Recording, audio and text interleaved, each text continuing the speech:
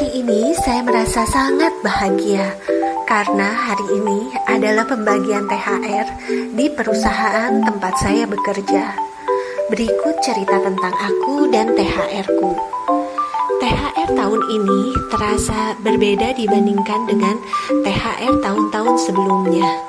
THR tahun ini saya merasa lebih bersyukur atas THR yang saya terima, di mana banyak dari karyawan yang tidak bisa menerima THR karena di PHK. Di tahun-tahun sebelumnya, sebagian THR saya kebanyakan saya habiskan untuk melakukan traveling bersama keluarga. Karena menurut saya, traveling merupakan salah satu bentuk investasi juga, karena melalui traveling, maka wawasan kita bisa bertambah. Ada momen kebersamaan yang tidak dapat dibeli. Dan yang terakhir, dengan traveling kita dapat merefresh kembali pikiran kita yang sehari-hari sibuk dengan rutinitas, sehingga dapat lebih semangat pada saat kembali bekerja. Bagaimana dengan kalian? Dialokasikan kemanakah dana THR kalian? Tolong diisi di komen di bawah ini ya. Pada tahun-tahun sebelumnya, saya menganggap dana THR sebagai pendapatan tetap, sehingga pada tahun-tahun sebelumnya, saya memasukkan dana THR yang nanti saya akan terima pada budget traveling saya. Padahal seharusnya untuk mengelola keuangan yang baik, tidaklah tepat bila kita memasukkan dana THR karena dana THR yang kita terima itu belumlah fix. Mengapa dana THR bisa tidak fix? Keadaannya mungkin karena kita berpindah kerja atau berhenti bekerja, atau bahkan situasi yang tidak terprediksi seperti pandemi COVID-19 yang terjadi saat ini. Karena kondisi ini, saya disadarkan untuk lebih bijak untuk mengelola keuangan. Di tengah banyak karyawan yang kena PHK atau kondisi bisnis yang lesu, saya berpikir untuk mengelola dana THR secara bijak. Bagaimana kita mengalokasikan dana THR secara bijak? Kita harus membuat skala prioritas dalam pengalokasian dana. Berikut dana yang saya alokasikan dari prioritas yang saya pikir penting. Yang pertama, memberi sedekah. Ini merupakan hal yang paling utama dan paling penting menurut saya. Karena bagi saya, semua income yang kita punya hanyalah titipan yang harus kita salurkan kepada sesama kita yang tidak mampu, agar kita dapat menjadi berkat bagi banyak orang. Yang kedua, membayar hutang. Membayar hutang merupakan alokasi yang penting dalam perencanaan keuangan. Karena dengan berkurangnya hutang, maka pengelolaan dana keuangan ke depannya dapat lebih fleksibel. Yang ketiga, menyediakan dana darurat. Pos dana darurat ini merupakan hal yang penting juga, karena kita tidak tahu ke depannya apa yang akan terjadi, dan disarankan untuk pos dana darurat ini lebih bersifat aset yang liquid seperti tabungan dan pasar uang. Yang keempat adalah membeli asuransi. Sangatlah penting untuk kita memiliki asuransi, terlebih asuransi kesehatan. Ini sangat penting karena tidaklah murah bila kita terkena sakit, apalagi di saat pandemi saat ini. Secara normal saja, kenaikan dari biaya kesehatan bisa mencapai 2 atau bahkan 3 kali lipat dari kenaikan inflasi, ditambah lagi bila terjadi wabah. Berikut comparison biaya kesehatan Indonesia compare dengan negara-negara Asia. Biaya kesehatan Indonesia bila dilihat lebih tinggi dibandingkan negara Asia lainnya. Ini disebabkan karena 92% alat-alat kesehatan dan laboratorium Indonesia masih impor, sehingga pelemahan rupiah berdampak besar pada biaya kesehatan Indonesia. Sehingga sangatlah penting untuk kita memiliki asuransi agar bila terjadi resiko, kita tidak perlu untuk membongkar celengan investasi kita atau mengganggu pos keuangan kita yang lain. Untuk pembahasan lebih lanjut mengenai asuransi, dapat dilihat di video ini. Kelima, investasi. Di saat kondisi resesi seperti saat ini, menurut saya sangatlah menarik untuk menempatkan dana di investasi. Karena kondisi saat ini, semua aset kelas sedang terkoreksi atau sedang berada pada kondisi diskon besar. Dan biasanya great sale yang terjadi di market finance biasanya berlangsung minimum biasanya 10 tahun. Biasa orang menyebut sebagai siklus 10 tahunan. Jadi, menurut saya, bila kita melewatkan great sale yang ada pada saat ini, berarti kita harus menunggu paling tidak 10 tahun lagi untuk bisa mendapatkan harga murah seperti saat ini. Saat ini, kondisi bonds market dan saham, keduanya cukup menarik bagi saya. Kita bahas untuk obligasi terlebih dahulu. Menurut saya, obligasi saat ini menarik karena saat ini banyak dari kita yang sadar bahwa semua instrumen investasi sangatlah murah. Tetapi banyak dari kita yang ingin berinvestasi tetapi khawatir bila dana diinvestasikan kita tidak memiliki cash flow. Di obligasi bisa menjadi salah satu pilihan karena selain kita bisa mendapatkan potensi capital gain, tapi di sisi lain kita dapat income rutin berupa kupon. Kupon yang diberikan bisa berbeda-beda. Ada yang dibagikan bulanan atau 6 bulanan. Saat ini suku bunga relatif kecil. Saat ini 7 days reserve repo berada di level 3,75%. Dengan rendahnya suku bunga, banyak dari kita mencari alternatif lain di luar deposito. Salah satu pilihannya adalah di pasar obligasi.